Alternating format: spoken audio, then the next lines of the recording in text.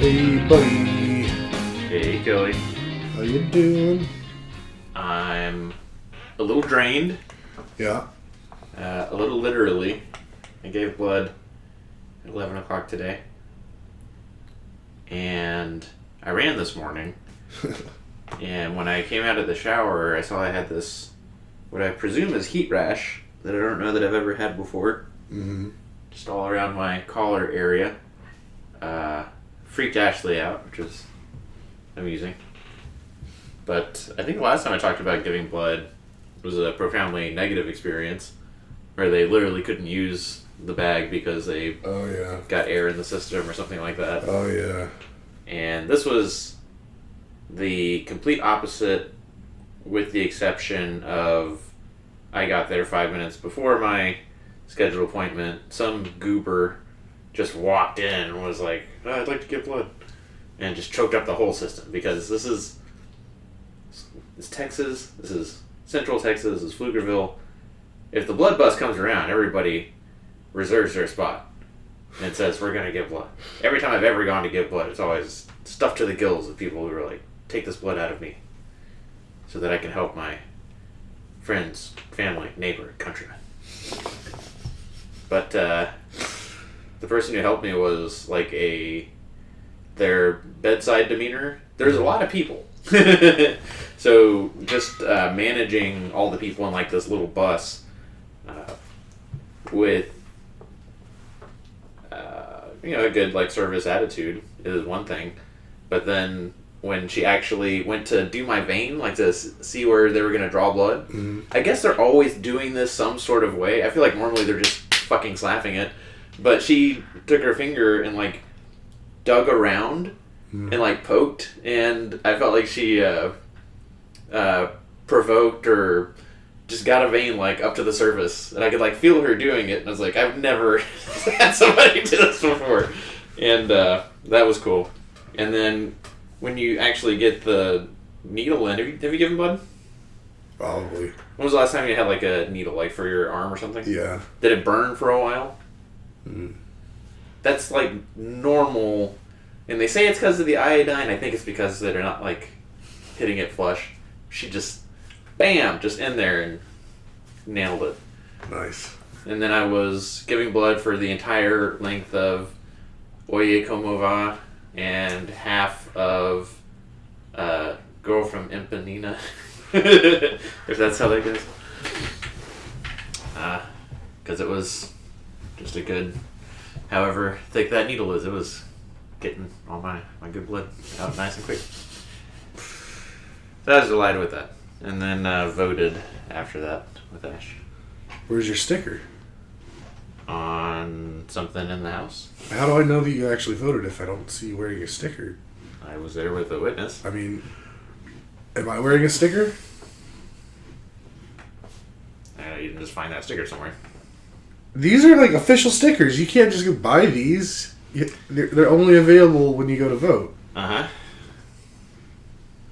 So, yes, I do have a sticker. Nathan is just refusing to admit that I have a sticker on. I'm sorry, you definitely have a sticker on. I definitely do not have a sticker on. It's true. Mm-hmm. Been wearing mine all day. Went to the grocery store and everything. Just putting my chest out, people. You can probably help remind a bunch of people who could have texted other people. You may have done a big thing there, Kelly. And then whenever I pass a person who's also wearing a sticker, we did the secret handshake. Mm-hmm. It was real fun. You guys lick your fingers and put them up each other's nose or something? I mean, I'm not going to tell you what the secret handshake is. Okay. We did vote in the Pflugerville, what's it called, like the Rock Gym? Yeah. Which was like a historic building. Mm-hmm. And on all the walls there's posters that have like vintage photos of like Pflugerville in the 50s, and Pflugerville High School went on a 55-game win streak in football at some point. Yeah. I'm very proud of it. Where the Rock Gym is, I guess, is where the old high school used to be. Mm-hmm. Because the old football field is still there. It's where all the cars park for overflow. Yeah. And the scoreboard of their, I guess before they went to the field, the old scoreboard is still there. And they have the 55 for like home and 0 for away. And then for time, where they would have put like how much time was left in the game. They just put 1958, which is like when they did that accomplishment, I guess. That's cute, I thought. I wonder if that's when it started or when it ended, because that has to be multiple seasons. Yeah, it's multiple seasons. I think it's when it ended. That's pretty cute. There's also a great deal of history how first school was built in 1849, and Pflugerville ISD wasn't desegregated until 1965. We had two schools, one for the whites and one for the blacks and Mexicans, because that's all they knew. Oh, man. When I saw it, I was like, man, that was a time where, like, all the different flavors of Asian, they're like, nope, just blacks. What about these other? All right, blacks and Mexicans. Like, that's what's on the thing. Like, you guys, your mind would have been blown with, like, there's more than one. There's, like, Chinese, Japanese, Indian, Filipino. Like, we went to school with, like, all, like, I just named people that we know that we went to school with. And they're like, nope. You're white or you're one of those two. Don't bring any other options to us. 1955. It's funny that you talk about how they have that memorabilia and stuff on, because not all that long ago, Jeremy and I went to a Dairy Queen, like, deep in Pflugerville. Mm-hmm. I think, or was it? No, it wasn't Pflugerville. It was Hutto. Okay. And they had a bunch of, like, memorabilia, like, old school showing, like, the way back wins of the area. And it looked pretty racially charged. I still can't help but take pictures of those hippos. Like there's a picture on my phone from the last time I went to the Hutto HEB, because they have a really nice sized hippo, and then it's also very artsy fartsy. There's hippos definitely outside of the Dairy Queen. Mm-hmm. Gotta have it. It's wild. We live around a bunch of crazy people. I'm here for it. Yeah. So, what else is going on? We left so that we could get ready for Halloween in our last podcast. Mm. It was a rousing success over at our place. Had a bunch of kids. I feel like it's gotten more active every year that we've been here. I'm experiencing the opposite. Mm. We had very few kids this year. Dang. Definitely did not fit it. Like, we had so much more candy to give out. Mm. But it's okay. It was real funny though. Like, Jer had some leftover, like, full-size Skittles and Starbursts from something or another. Yeah. And so on the very first round of candy that we put out, it was all, like, fun-size candy, but then he threw, like, 3 or 4 of the full-size things in there. Mm-hmm. And the very first kid to come up was, like, a 2.5, 3 foot tall Spider-Man. Mm-hmm. And saw him, and he's, like, looking, like, picking and choosing through the bowl, and I see him take 3 of the 4 large candies. And I was like, hell yeah, you do you, you're taking that.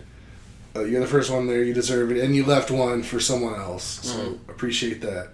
And then his adult handler comes up behind him, looks in the bowl, and takes the last full-size thing out for himself. Yeah. I was like, you bastard. We had a couple adult handlers that were also trick-or-treating, which I don't care. We had plenty of cuteness show up at our door. What you say about the kids picking through the candy, though, it automatically rubs me the wrong way, because I had to get on Ash about this, too.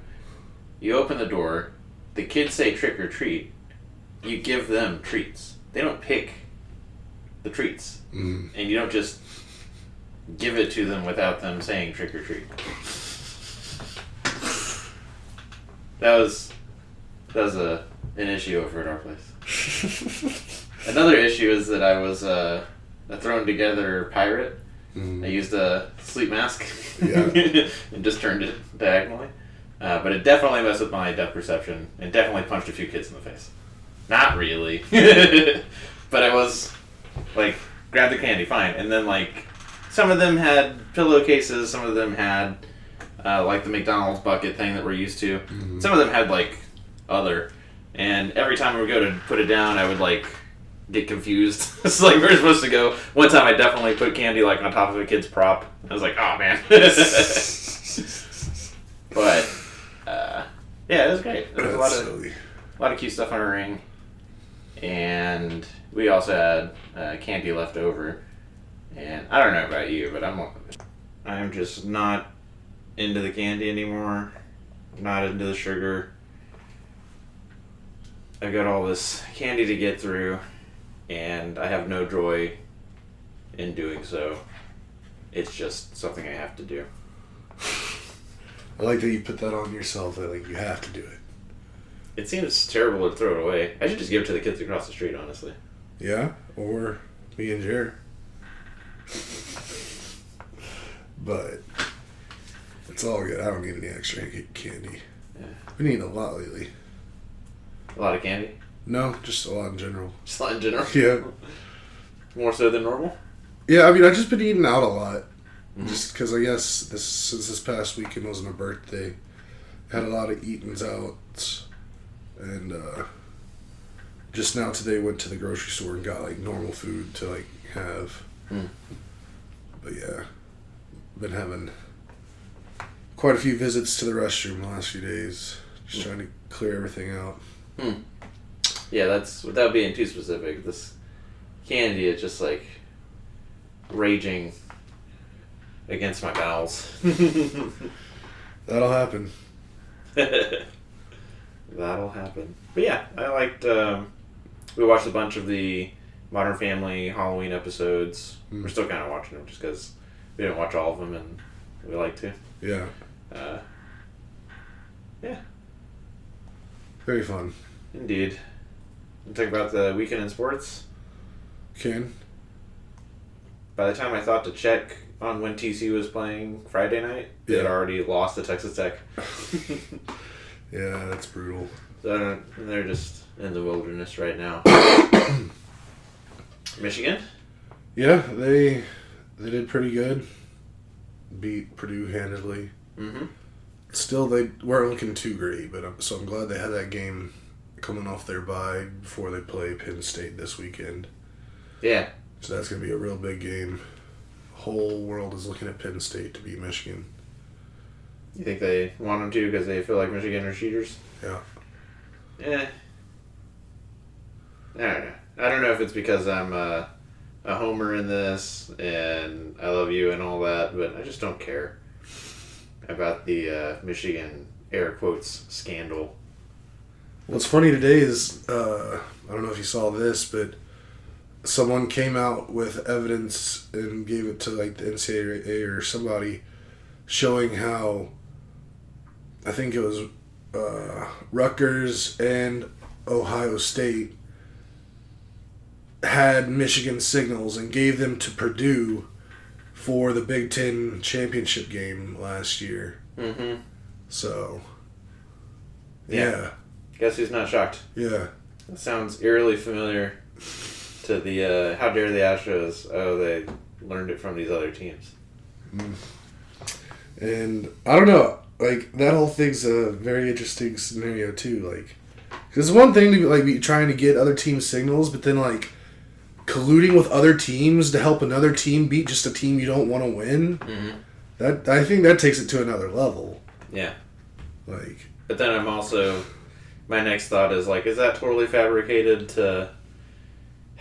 I hate the modern information ecosystem of just. I mean, from what I saw, it looks like there's like actual evidence of this. But again, we'll see. Mm-hmm. I don't know. I'm just trying to ignore it. No, it really sucks because I've had to put watching McAfee on hold because they talk about it like every day, at least multiple times every day, and I'm not really feeling what Pat's saying about the whole situation. Oh, that's too bad because McAfee's been pretty great. So I'm gonna put a hold on that for a little bit. Ash and I have been watching in the gym. We watched today, and they interviewed Myles Garrett. Yeah. That was pretty great. Very cool. Put a smile on my face. Yeah, but Michigan won. Big game this weekend. Texans had an incredible game. Incredible ending to the game.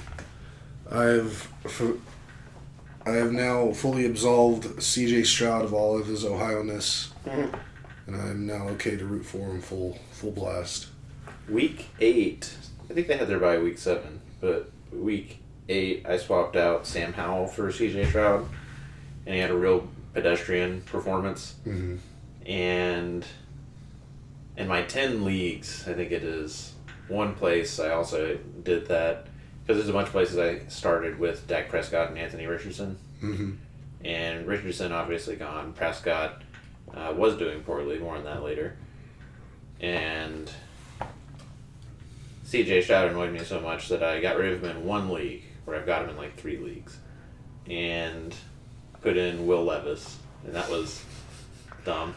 Yeah. But I could afford to do it there. And held on to CJ Stroud everywhere else. And in an ESPN league I'm in with Facebook strangers, I was supposed to get like 124 points, and the other person was supposed to get 136. Mm-hmm.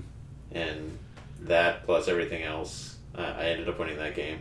But in our league, playing Brian, I was supposed to get like 112 points. Yeah. And he was supposed to get 144. And I ended up at like 170 or something. Yeah. Yeah. So that's... I like stealing a game. You know what I don't like?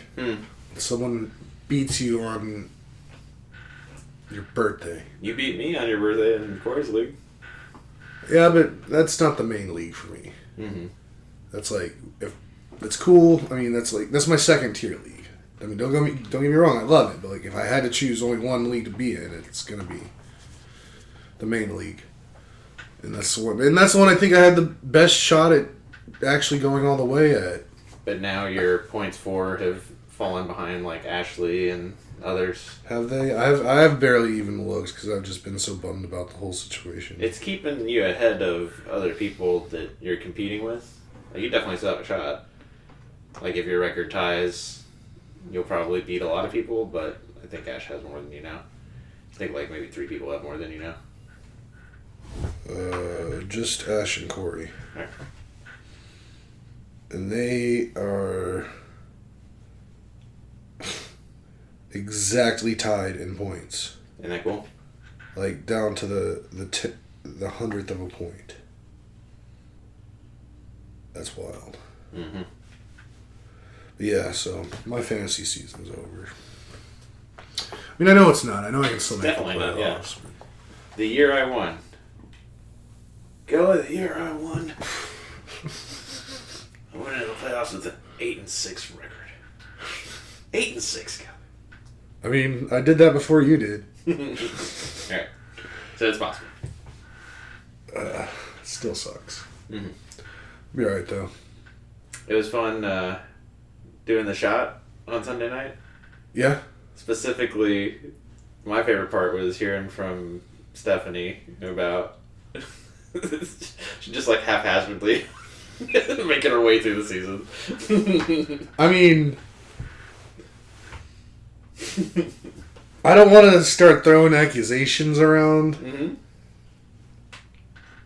but I wouldn't be completely surprised if she's not the only one who has access to her roster. I mean, it sounds like she consults with Greg. But the way she talks, like, I feel like she just doesn't really know what's going on at all.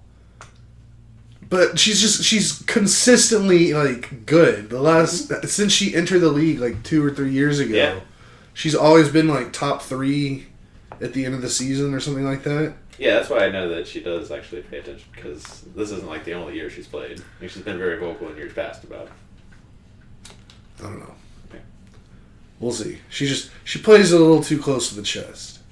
I don't like that. It seems to work for her. I don't like it. She's beating me. I don't like it. Beating everybody. I don't like anything about it. Just yet to be beaten. Yeah. I thought Ash had a chance. I wonder if I play her. If I already played her. Ash and I play each other in week 12. Let's see. Unrelated. Well, kind of, but not really. But yeah, I got my first win in the league I'm in that I was completely defeated in. Sweet. So. Was it because of CJ Stroud? No. Was it because of Dalton Kincaid? No. it was because of my opponent doing really bad. Yeah. Probably did something stupid like start with Levis. What did they do dumb? Yeah, they just didn't perform. Like, I scored 117 points and I won that game. That matchup. Anyway, back to what I was trying to look up. So I play the South this week. I play Brian and Tony, then Corey, and then Ashley to finish the regular season. Nice. Oh man, I hope that game isn't like one of us goes to the playoffs and one of us doesn't. You should assume it will be. I don't wanna. No, you should definitely be preparing for that. I don't wanna. Because even if you win Drew, she could only lose one game, or you guys would have a tied record. There's a really long hair right here. Get it. What else? Cowboys broke my heart a little bit. Yeah, that's definitely something you gotta always be prepared for. They coulda, shoulda, woulda, coulda, shoulda won that game.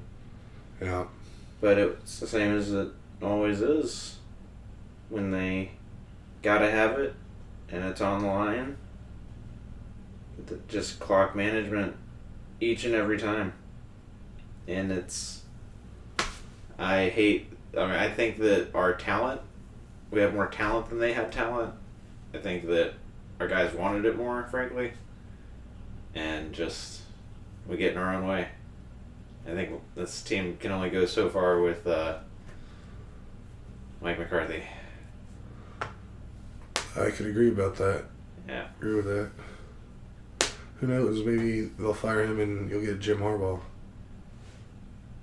That could be neat, I guess. I don't know. I don't think you'd want him. I think the 49ers to the Super Bowl. Yeah, but I also heard that he didn't really have the locker room. Like, the players... Like, everything I heard, like, he's kind of like a college coach. Like, he's better with kids, not grown-ass men. Okay, that's a real thing. And I think he tried to coach them like kids in school, and a lot of them did not like that. Yeah. So, Yeah. I don't know. I don't even know what... Oh. Yeah, I was going to say I don't even know what coach I'd want, but I know what coach I'd want. Who? Dan Quinn. Our Oh. defensive coordinator. He was the head coach for the Falcons, I think, when Matt Ryan took him to the Super Bowl. But he's got a good head on his shoulders. But he's probably not an offensive mastermind coming from a defensive coordinator background. So, just hypothetical question. Mm-hmm. If you could have any coach, current coach, head coach in the NFL, just somehow the contract was up at tomorrow or the end of the season, they could go to the Cowboys, who would it be? Mike McDaniel. Huh? Mike McDaniel. That is the correct answer. I was just making sure. He just got his ass kicked in Germany, though. I mean... After a week of... I was joking with Ash because she kept showing these clips of him coming to the podium and saying, Guten Tag, and I learned language. And then people would ask him questions, be like, you have an accent, but you have such a great mind for football. And like, there's a Ted Lasso line about that. Like, you're the one with the accent, Mike. In Germany, you're the one with the accent. And then got his ass kicked a little bit. I wouldn't say ass kicked. It was 21-14. But I imagine him going to the podium afterwards and the Germans being like, your zany antics. Yeah, McDaniel. I love that, man. I wish he was the Texans head coach. Yeah. But definitely... I wish he was everyone's head coach. I wish we just had 32 Mike McDaniel. Players seem to like that guy, and he definitely seems to have a head for the offense, which I thought was what we were doing here. But, yeah. I'm going to look back and be really upset that we had so much talent and went nowhere with it. Yeah, that's football for you. Yeah. That's football, baby. Well, What's that from? I have no idea. Just sounded like a good thing to say. Nice.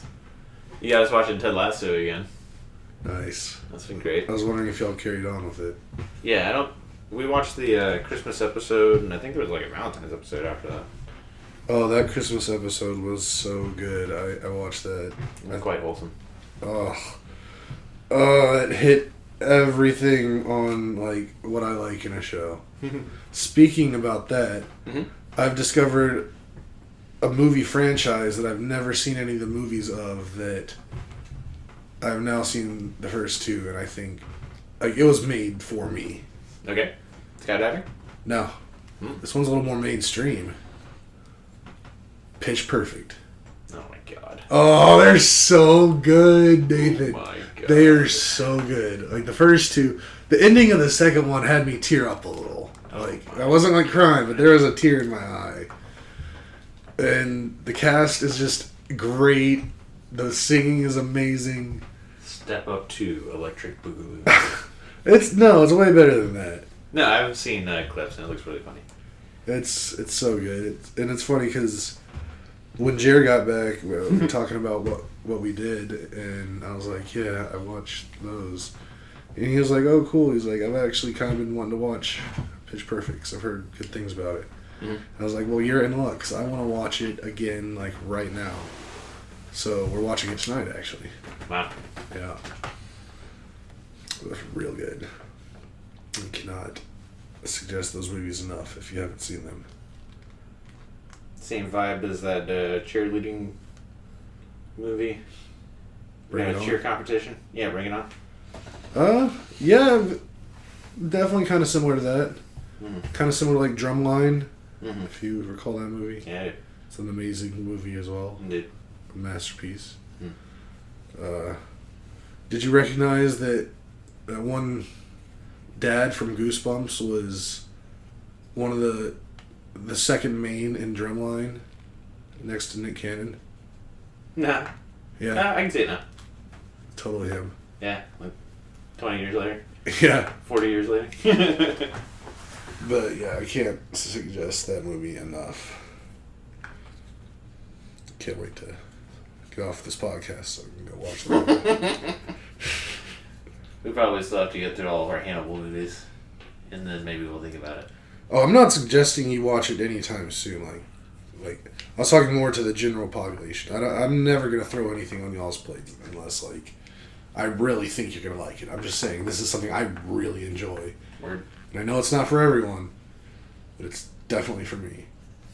I can't wait to watch the third one. And I didn't even know this. They released like a fourth one last year. But I think this one might more be like a kind of like a Tokyo Drift situation, like an Not offshoot. the original, yeah. But I'm interested to see where that one goes as well. Cool. I think you were talking about... When did you talk about this? Music and thinking that it's the best. Oh yeah, on the shot. You're having a conversation with yourself about the golden age of music. Oh. I like to think I was talking to people. I was in conversation with myself. The Saturday before that, I wanted to hear Renegade by Styx, the Steelers song they play in the stadium. Yeah. Because I heard McAfee say at some point that the Steelers were doing bad, they played that game, and then they were doing it. And I played that, and then YouTube auto went to Dancing in the Moonlight. Does that ring a bell? Dancing in the Moonlight. Yeah, no, it does. Yeah. And then I think it did one more Styx, and then I went into Fleetwood Mac. But listening to that, I was like, 70s, I think Renegade was like 78, and then I think Dancing in the Moonlight was like earlier in the 70s. Mm-hmm. I don't have enough insight into that. Like, I think the 80s I have a good feel for, Yeah. as far as like movies and music, and definitely like 90s onward. But like, I might know more about like the 60s and the 50s than I do about like the 70s. Oh. So I might be like... Missing a lot of good stuff in the 70s. I might jump into that. Are the Doobie Brothers 70s? They definitely know a lot of Doobie Brothers too. I mean, they were definitely active in the 70s. and mine just started like late 60s. Mm-hmm. I recently came across a song that it's one of those songs like we've all heard parts of, but I've never really listened to it from start to finish. Mm-hmm. Like, but it's just a hilariously awesome song. Like, it's just silly 70s dudes just singing about silly shit. Mm-hmm. It's real good. What is it called? I think this is the most painful podcast to listen to in a while because we're both like low energy and a lot of pauses between the things we're saying. Yeah, I don't know why I'm so sleepy today. I guess I'm still adjusting to the time change. I've been waking up like an hour earlier than I used to. I felt the benefits of the extra sleep from the time change as much as I felt the detriment of losing an hour. Like, I remember that kicked my ass, and I had pep in my step from gaining that hour on Sunday. Okay, I found it. The song I'm referring to is Black Betty by Ram Jam, which they're definitely a one-hit wonder. Like, oh, Black Betty, Rainbow, Black Betty. Yeah, it's so good. Like, it definitely look more current. The actual, 70s. I'm pretty sure it's 70s. I read all about it. Ram Jam. Give me info. 77. Knew it. Called it. 70s were a really good decade of music. I mean, it's really hard to point to a decade and be like, there was just no good music. Yeah, I'm saying I'm like kind of ignorant to it. It's funny, like, I guess I know a lot of music. I don't know how I know it, like, but I know music from all over time. And it's interesting because, like, I just assume, like, my brother kind of knows music too. And, like, I'm always bringing up songs with him. He's like, I've never heard that. And I'm like, how have you never heard these songs? Nice. Where did I hear them and you didn't? Right. Like, where was I when we were growing up? Like, and I was hearing these songs and you weren't. But, yeah. Something also kind of interesting I figured out recently. Figured out I have something called relative pitch. Which, do you know what perfect pitch is? Is it what it sounds like? Yeah, it's like you could play someone a note and they'll be like, that's a B flat. Okay. Just by hearing it. Or if you told them, hey, sing a B flat, they can just do it right away without any kind of reference. I don't have that, but I do have relative pitch, which is very similar in the fact that where perfect pitch is you don't need a reference. Relative pitch is if you give one reference, you can basically figure everything else out, just relative to that pitch. And because I watched this one YouTube guy, and he gets asked all the time if he has for perfect pitch, and he always said he had relative pitch, and then like I never really thought about it, but I think my whole life I've always, and I thought about this because I've been playing a lot more piano lately. Yeah. And I'm now up to like knowing 7 piano like Christmas songs on piano. Excited for Christmas songs. But I only like went like somewhere to learn one to see how it was done. The other 6, like I just made it happen because I know what it sounds like in my head and I could find the notes on the piano and all happens real fast. And I was like, I've been able to do that my whole life. Like even my dad got us a piano when I was like 6 years old, and I was able to just sit there and like mimic songs. And I guess it makes a lot of sense in terms of why I'm always trying to like do music stuff, and I have somewhat of an ear to like make a melody sound okay. So yeah, that's pretty cool. I'm super excited for the Christmas songs. I mean, I want you to lower your excitement for that because 1, I'm not that good, and 2, like all these Christmas songs are so short. Like the 7 that I know earlier today, I just played them all like back to back to back to back. Took like 4.5 minutes. Really? Yeah. So. What if someone sang 2 then? I don't think it'd be any longer. Okay. Unless like we just like repeated shit. But I don't know. I guess I need to go in and actually look at these songs and like look at their lyrics and like how many verses are there actually. Yeah, it seems like one song would be 4 minutes. But again, all those Christmas songs were written back in the day where like a 2-minute song was like the norm. But even then, 7 songs in 4.5 minutes is a lot less than even 2 minutes per song. I imagine eventually it will get cold outside, and we'll be watching Christmas movies and Community and all the things that we do. And then you and me will have to drag Ash and Jer. Get it at least hum. I don't think we can get that out of Ash. And Jer, he's not the greatest hummer. Okay. I mean, it is what it is. I mean, if you give him an instrument and let him like find the notes, he'll find them. But like in terms of humming, like the vocal process, he's never been good at replicating notes vocally. Cool. Yeah, still working on all that. Word. Looking forward to anything? Looking forward to this weekend. Mm-hmm. Hang out with y'all a bit. Watch some football. Stress out over that game? Yeah. Yeah, but I mean, other than that, just starting to look ahead to the holiday season. Mm-hmm. So, this is when I thrive. Indeed. It's my favorite time of year. We got a little bit of cold for Halloween. We did, and we're actually like... I know we're getting rain on Friday.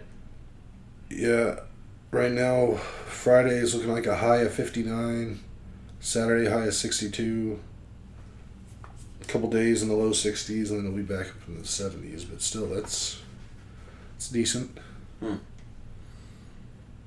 So, we're getting there. It's definitely nice enough to be outside. Not too hot. Definitely, I've really started thinking about possible disc golf times here coming up. Mm-hmm. So like I said, we're getting into that weather, so gotta find my discs. I think I gotta buy new discs. I think I had discs in the trunk and they got warped or something. I might still have some discs in the trunk. But I'll buy at least one more. Yep. Alrighty. Yeah, I think that's about all we have to say. We'll be more excited next week. Oh. I'll have some caffeine or something. You do. Yeah. But, yep. Thank you for listening. Don't forget to like, subscribe, hit the notification bell, tell your friends. And have a good whatever part of day it is.